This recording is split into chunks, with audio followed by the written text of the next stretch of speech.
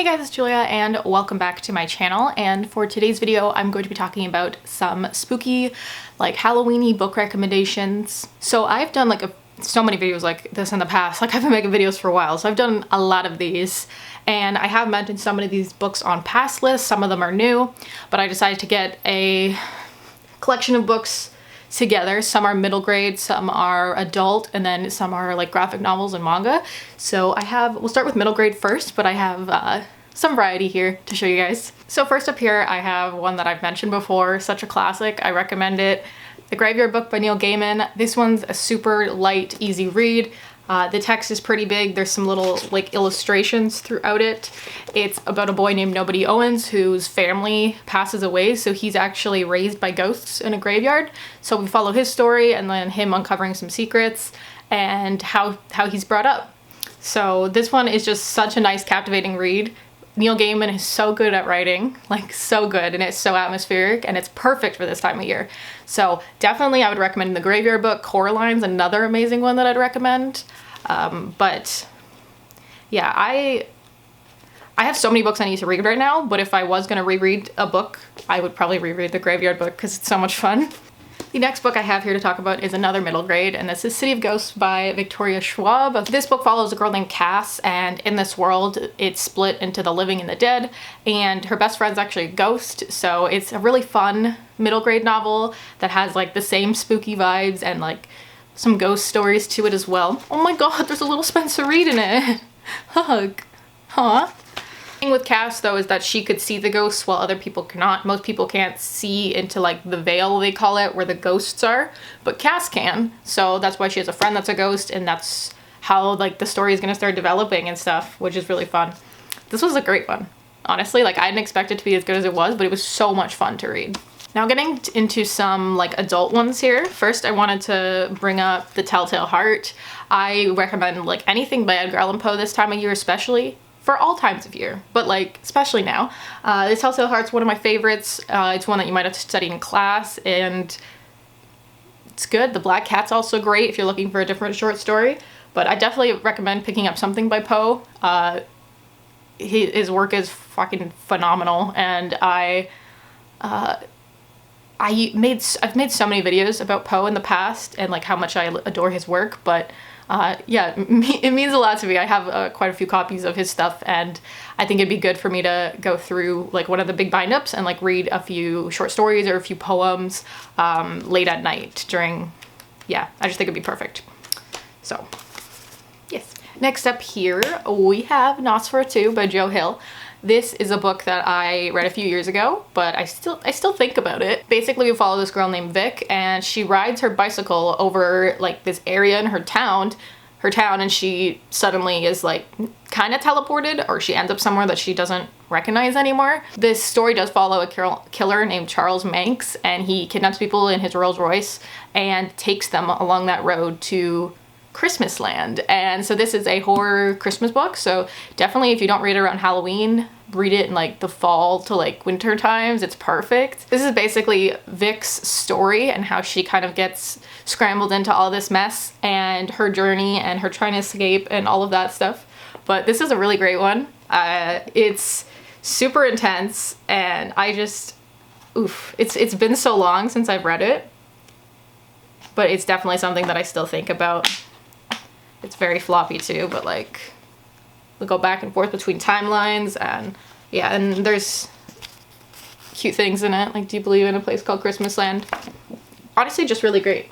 Next here, I have a classic for me, anyways, for a lot of people, The Shining. So you haven't read The Shining before. It's about a boy named Danny Torrance who is living in the Overlook Hotel with his father Jack and his mom Wendy. Jack gets a job watching the boiler over the winter because nobody's going to be at the hotel, and you know they need to like maintain it while nobody's there. So Jack lives in the hotel during that time and with his family, and during that there's a lot of ghosts, there's lots of spirits. Danny has a lot of abilities as well. The father is dealing with alcoholism. There's some like abuse and violence, and of course in this it's Stephen King, usually that is in here somewhere, but there's so many things to this story. That was so weird, but there's so many layers, and it's so good. Like, I really miss The Shining. And if you have read The Shining and you haven't read Dr. Sleep, I definitely recommend reading Dr. Sleep. It's the sequel to The Shining when Danny's older, but like definitely don't read the synopsis if you haven't read The Shining because you'll get spoiled. But it's totally worth it. And just, I'm even just flipping through it now and I see like Red Rum, and it just brings back like good memories too. But I love a good hotel creepy story, so definitely check out The Shining if you haven't. This is the last one that I have for the adult books, but I have The Divine Comedy by Dante. You don't like necessarily have to read all of them because there's 3 in here, but Inferno is the one that I'd recommend. Obviously that's the first one, but this talks about hell and how the forms of hell, like the stages, everything. It's so well written.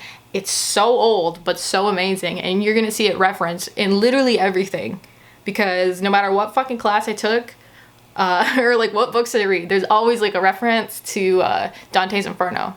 Like I see it all the time. So I definitely recommend reading this for like that purpose. Is it's super famous, it's recognized a lot, and like it's definitely worth the read. But it's just super dark and exactly what I wanted in this book.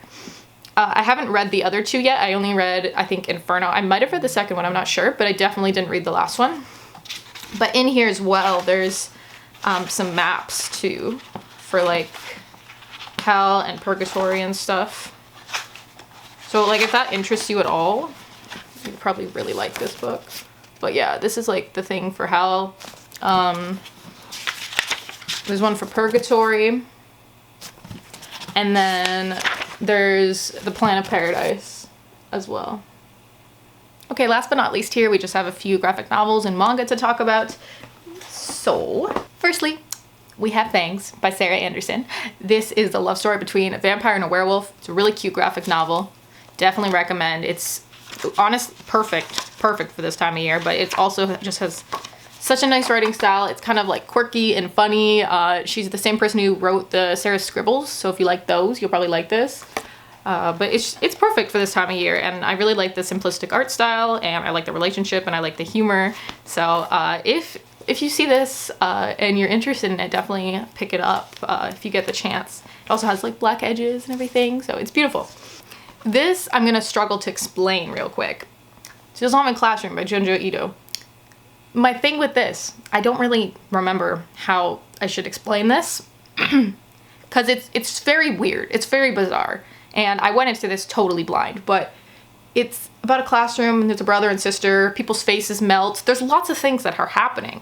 I just recommend going into it and like I did and just jumping into it. If you like horror like this, like mind you, his usually he has like body horror kind of stuff in his mangas, so like keep that in mind if that bothers you.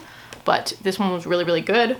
Lastly, I have one that I recommend all the time, and that's Doubt. This is a bind up. There's 2 volumes out, but it's basically a game called Rabbit Doubt, and a bunch of people, I was about to say spawn, but they wake up in this room and they all have these barcodes tattooed on them, and they have to find out who the killer is. They have to try to escape. They're all kidnapped. They have to figure out what to do, and it's a big game. So if you like Saw or you like little things like that, you'll probably like this. I want to say it's like, that's just like the first comparison that I had with Saw, just in that it's a game and someone is controlling it, that kind of thing. But totally worth the read. And they have these, some of them wear cute little rabbit heads. See? Yes. So there you guys have it. Those are some spooky book recommendations. I just want to say thank you so much for the support on my last video.